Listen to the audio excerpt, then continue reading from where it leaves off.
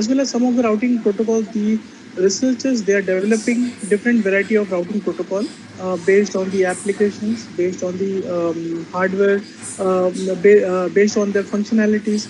So I've tried to collect some of the standard existing protocols, and so the comparisons are shown as follows.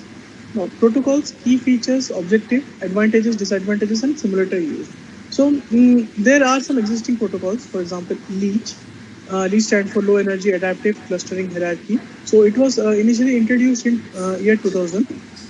The key feature is uniform cluster head selection process. The objective of LEACH, as the name stands, Low Energy Adaptive Clustering Hierarchy, the objective is to maximize the lifetime of the network by utilizing low energy for any kind of communication. Let it be single hop communication, let it be multi hop communication. Okay. Now, the advantages of LEACH are equal chances given to every node for becoming the cluster head, which divides the workload among all the nodes. Now this is a different feature. Now, in this particular feature, uh, what protocol is trying to say is like all the nodes will behave as cluster head. Now, when they will behave, how they will behave, again that depends on the implemented algorithm. It might be possible that after some time, every node after some time. Now, here time is a variable parameter. At different time instances, all the nodes, they are becoming cluster heads one by one.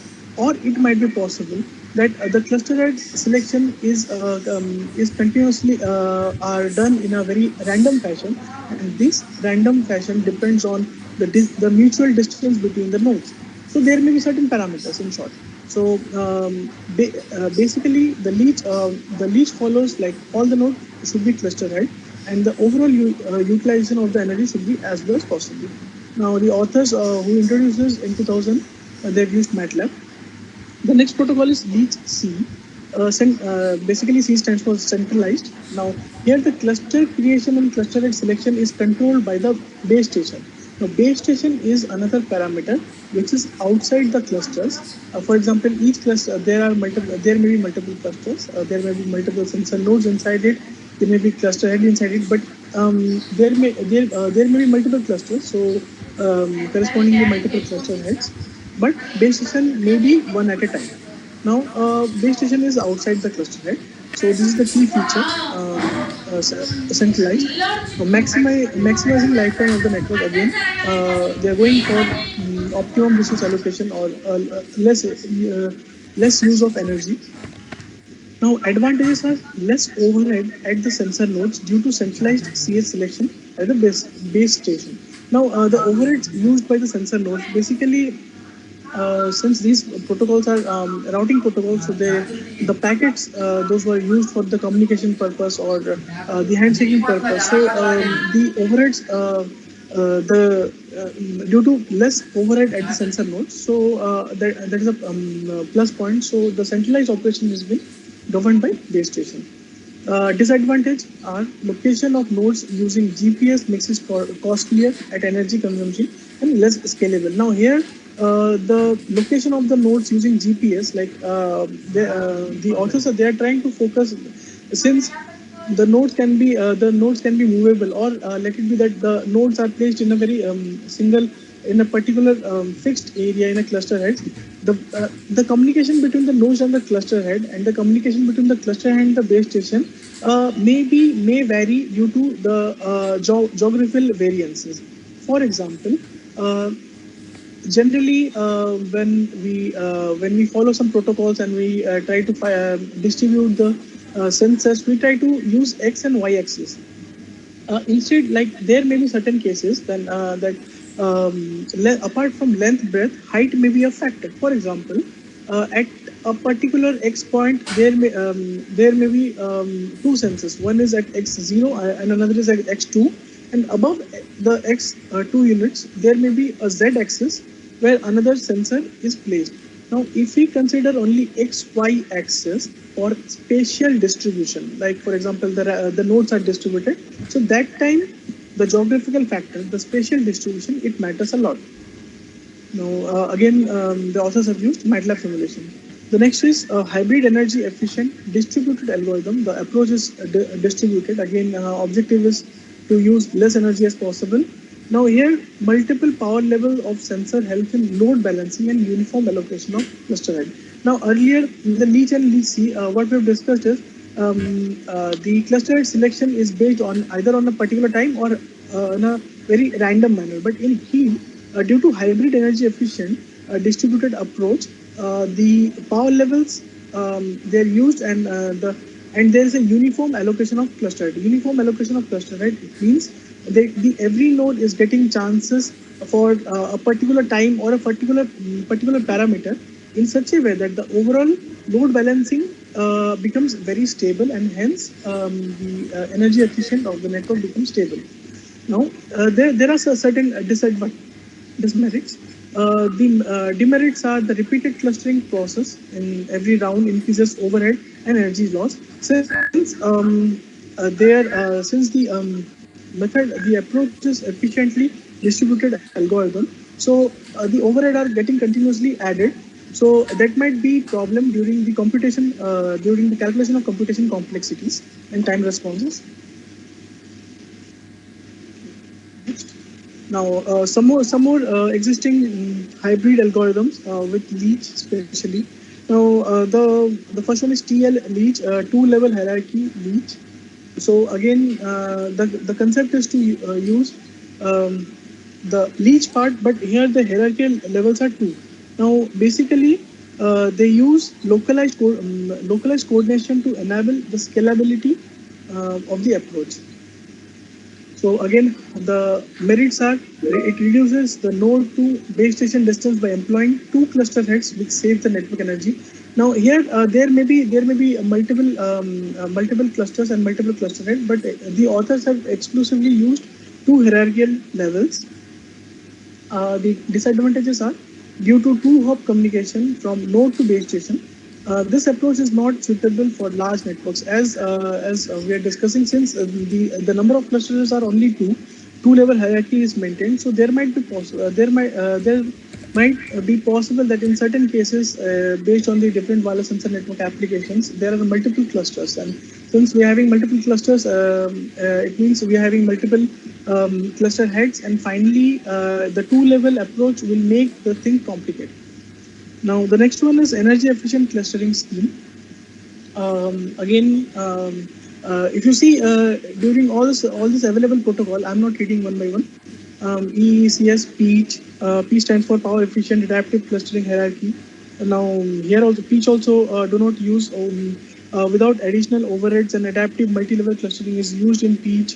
KMMDA, that stands for that K means that is a very famous algorithm. K means like minimum mean distance algorithm.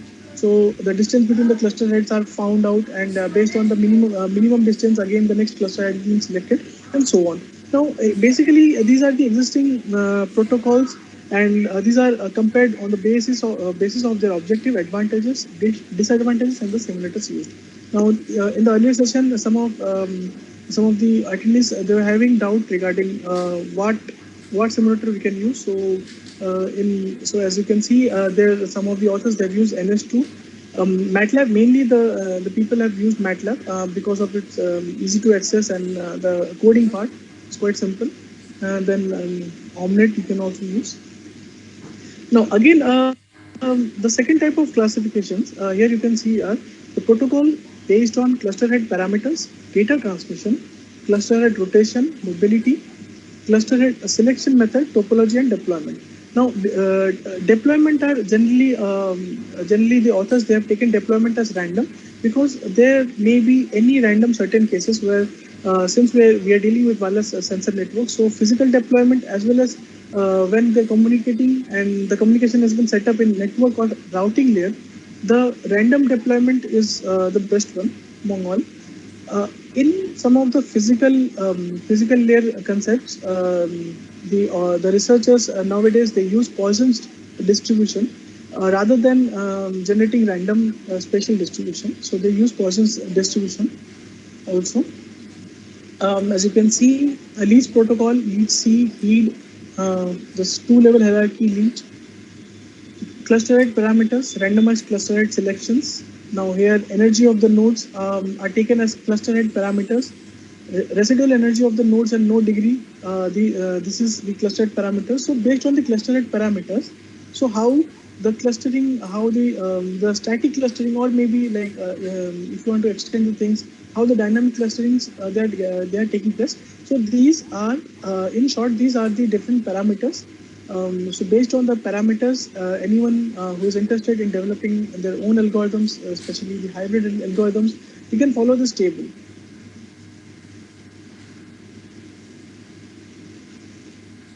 Okay, coming back to our session's topic, today's topic, introduction to SDR, SDN, software-defined radio and software-defined networking, evolution of cognitive radio, test cases, and CRSM. Now, spectrum scarcity. First of all, I'll go in brief about the spectrum scarcity part. The cognitive radio was earlier introduced to solve the spectrum scarcity issues. The spectrum scarcity issue is like that. Since when a device and when a wireless device or a wireless nodes or any kind of wireless communication has been set up, so there at that particular time, the devices, the devices or the instruments, the sensors, they're using a particular frequency. Now, if the devices, let us see the not the sensor. Let us take the antenna kind of thing. Now, for TV transmission or for any wireless broadband transmission, if since the frequency ranges they are quite fixed from the FCC as per the governing rules and protocol every country has to follow. So based on that, slowly, all the frequency ranges they are getting occupied. Now, since the spectrum, the frequency ranges they are getting occupied. So slowly, the idea of cognitive radio comes into play, where where the researchers, where the devices, they use the dynamic spectrum access. Now, in cognitive radio networks, the primary users are the license user. The license user means in that particular frequency band, only that users can communicate with the other primary users only. So they are purchased it. For example, our GSM line, Airtel, Vodafone, anything. So they are the primary users. Now there is a concept of secondary users. In the secondary users, what they are doing is they are trying to utilize the spectrum when primary users they are not using that particular spectrum or the particular frequency. Now here comes the like how the this dynamicity or how the secondary users they are being introduced. They are being introduced in the cognitive radio phenomenon using dynamic spectrum access. Now secondary users they are using the spectrum in a dynamic way, in such a way that when a particular when a particular channel is empty, so the sensor or the antenna or the hardware they are trying to sense the spectrum, and that we generally use we call it as spectrum sensing part. And based on the sensing results, they are deciding, okay, what amount of data we want to communicate with the other secondary user in such a way that our communication should be as low energy as possible. And so in this manner, the secondary users they try to communicate with each other in absence of primary users.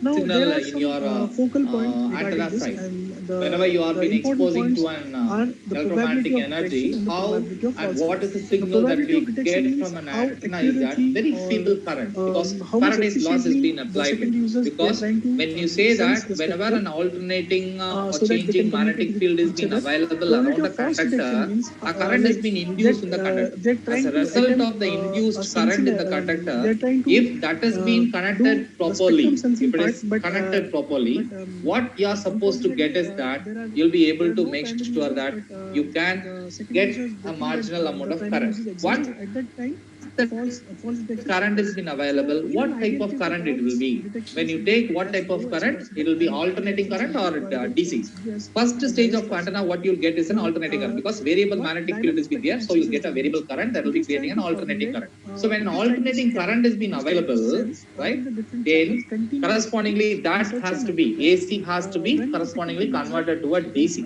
So occupying when a you particular want to channel convert and the to a primary DC, user what you are at that supposed to particular do is time that we channel can go in is for on the way. Now the primary channel okay, the we can primary go in for users principal mechanism called as rectification. So once rectification is being done, then correspondingly we'll be able to make sure that we'll get a DC signal. Once DC signal has been available, without sparing much of the energy, what you're supposed to do is that you can make a DC-DC boosting circuits. So many circuits have been available. So many, algorithms been available for that to design and develop that particular structures, which have been capable to actually get a very feeble DC signal to a huge DC signal. And those actually we feel that it is going with the electrical people, and we need to collaborate with them, and we need to do something. So this is where actually your design aspects looking into the next prospective ways is been coming through. So I just want to share some videos first of all, being in the afternoon session, whatever that we have discussed in the morning. I think the conceptual logics of wireless sensor networks, with this nearly will come to the end of the wireless sensor networks, then we can go to the next one. I'll share one of the things. They're trying to use the 1 minute. Okay, so this is one of the some of the videos I have collected. You can look into it. That will characterize what we have seen, because we have seen an in-depth of wireless sensor networks. You can look into that. So then we can see what are some applications to.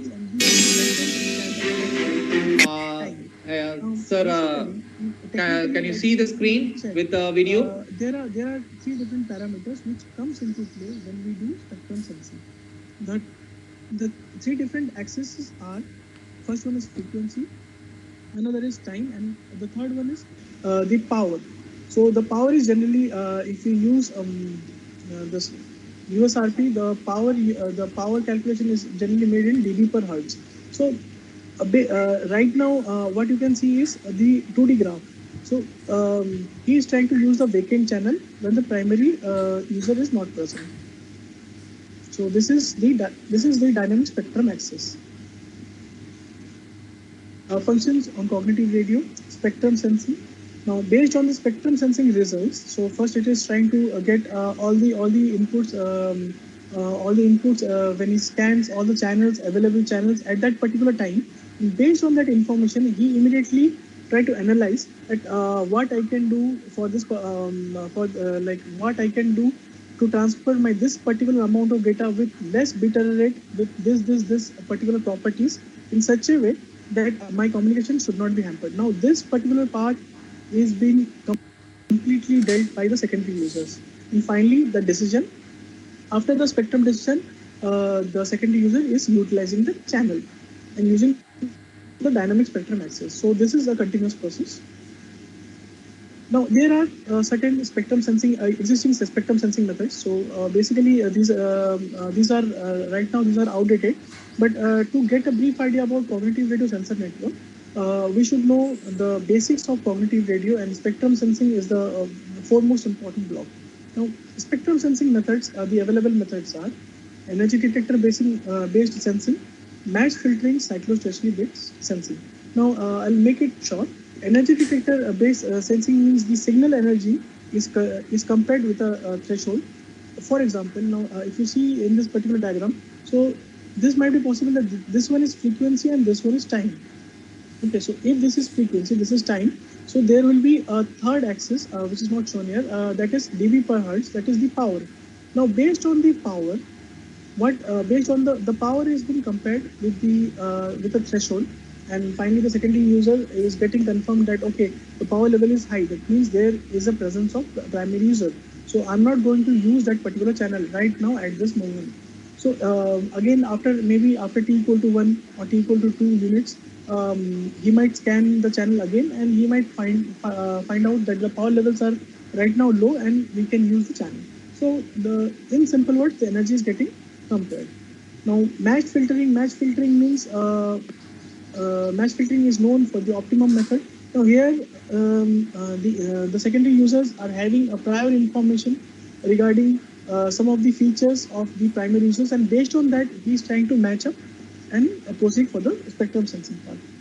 And finally, the cyclostationary sensing. Now, I'll take a very small example to explain this one.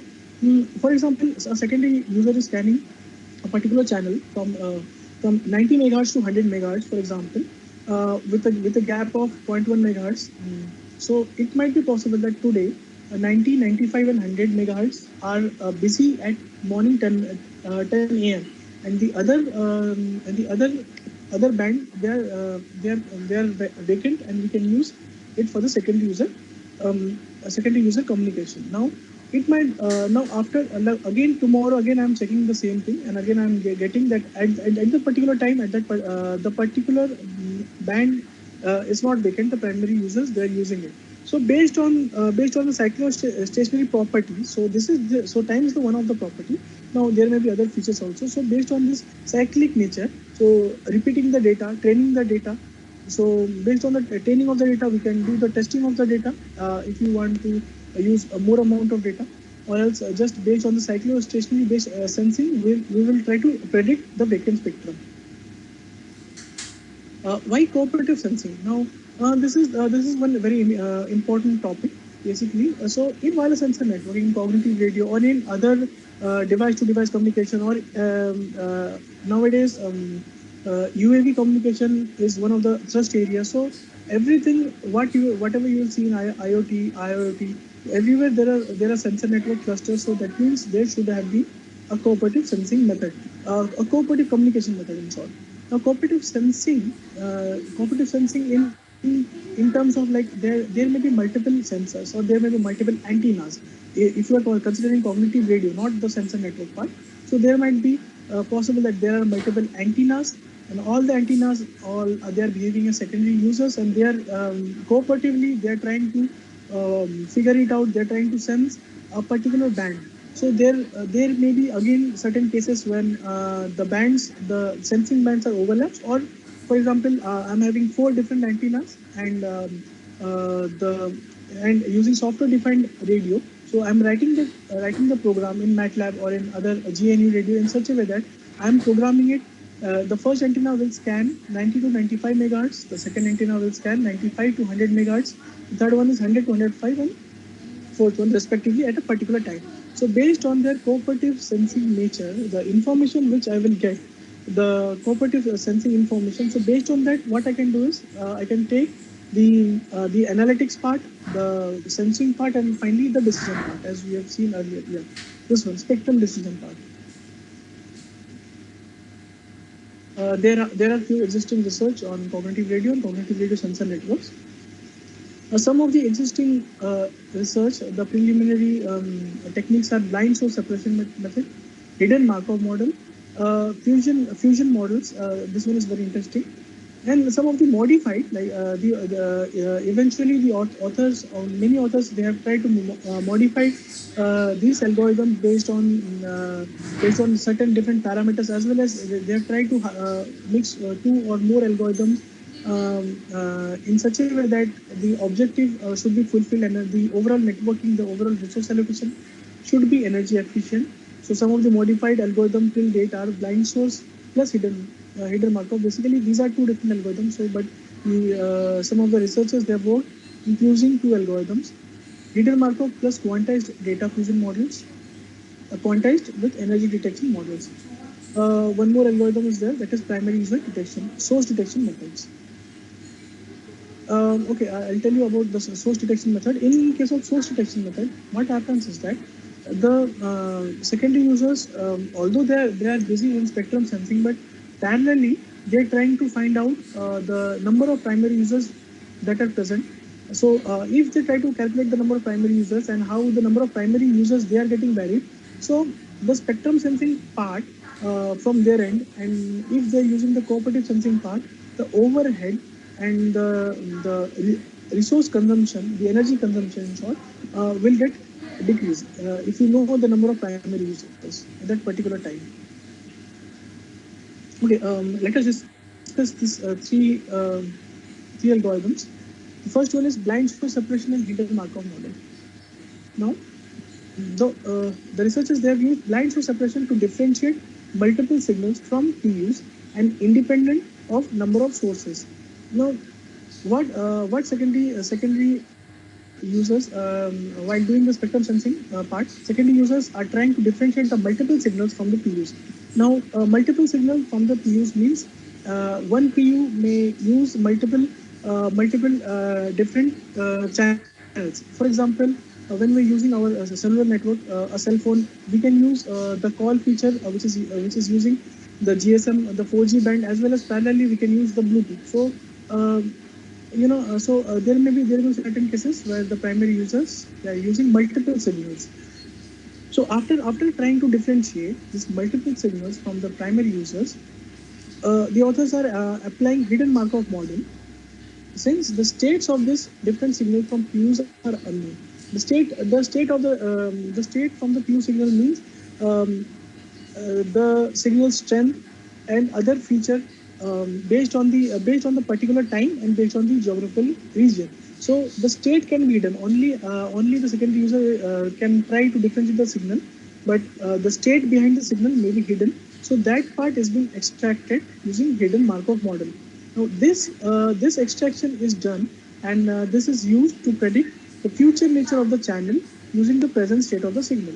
So this is one of the very famous statistical method, basically hidden Markov model, to predict the next state based on the present instant. Now some of the results: span of prediction, hidden Markov model with blind source separation method. Now as you can see, this is the graph of probability of false alarm, while as this is the graph of probability of detection. Now, as we know that the probability of detection should be as high as possible and probability of false alarm should be as low as possible. So with the simulation results, the authors have tried to show that this is the hidden Markov model. What it is doing is, based on the present state, it is trying to predict the next state at next instant of time. The second algorithm goes like this: quantized data fusion and hidden Markov model. Now, initially, in the previous algorithm, the authors have used blind source separation to differentiate multiple signals. Now, here, the authors, they are directly using hidden Markov model to predict the future nature of the channel using the present state of the channel. Now, this part has been done by assuming that there is only one single channel has been used by one single devices. That means the primary users, they are not using the multiple channels. Rather, one primary user is using a single channel. So based on that, the authors are initially implementing hidden Markov model to predict the future nature of the channel using present state of the channel. And later on, they're trying to implement quantized data fusion model. Yes, this is the graph of quantized data fusion model, 4-bit hard combination.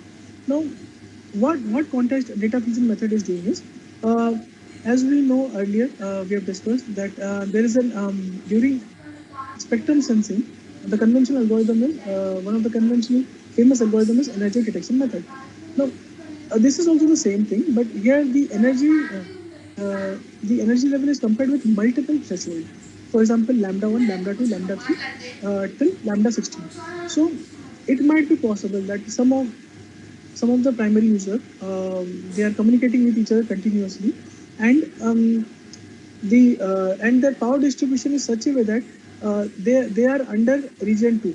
So as the power increases, the region also increases. So they are under region 2. So we can assign, or the cognitive radio application can assign the secondary user in such a way that the secondary users can use the channel only if the power level is below region 2. So there might be certain cases where there are primary users and the power level is more than region 2. So at that time, the secondary user is not using the channel.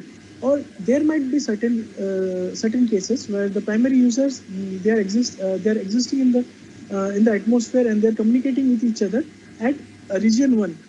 Now, region one. These are the different power level. Now, in region one, they're trying to communicate using a particular channel, and the power level is very low.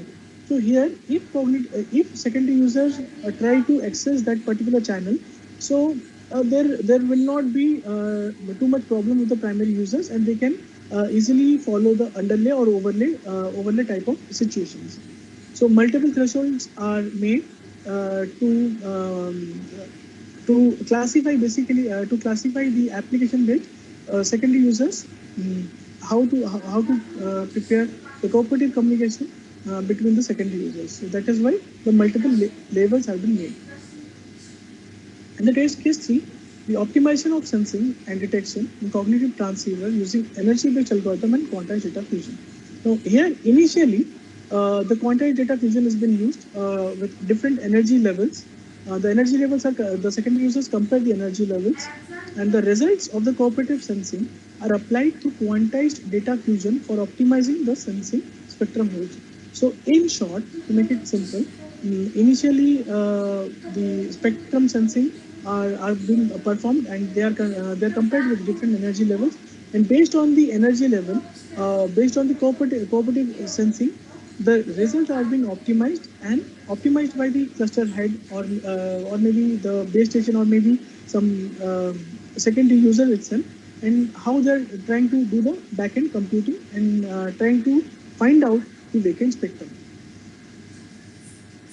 Test case 4. This is the source detection for secondary receiver. I'm not going to much details. We have got some very good results. Threshold levels. So these are the threshold levels as we have discussed earlier. So as we are increasing the threshold level, these are the error rate graphs, and we can easily find out the proposed method of quantized data fusion method. They are proving to be a better solution, as the error rate is very less as we are increasing the number of threshold. Although during the computation, although the secondary users may face some computation complexity, because the time taken during these simulations are quite large as compared to the conventional. Okay. Now this is one of the interesting device some of you may know. This is called USRP, Universal Software Radio Peripheral. So this is a product of NI, National Instruments. So the National Instruments, they have introduced NI USRP some 5 to 6 years back, and again some latest USRP has been also been introduced. The latest USRP, the frequency ranges are high. So we can use this particular device to prepare a cognitive radio network setup, where we can use these as our primary users as well as secondary users. For example, if we are having 4 USRP, what we can do is we can set up 2 USRP as primary users and 2 USRP as secondary users. Now, the best part about USRP is they can be integrated with different simulators. For example, you can integrate this with MATLAB or GNU Radio or any Python-based program.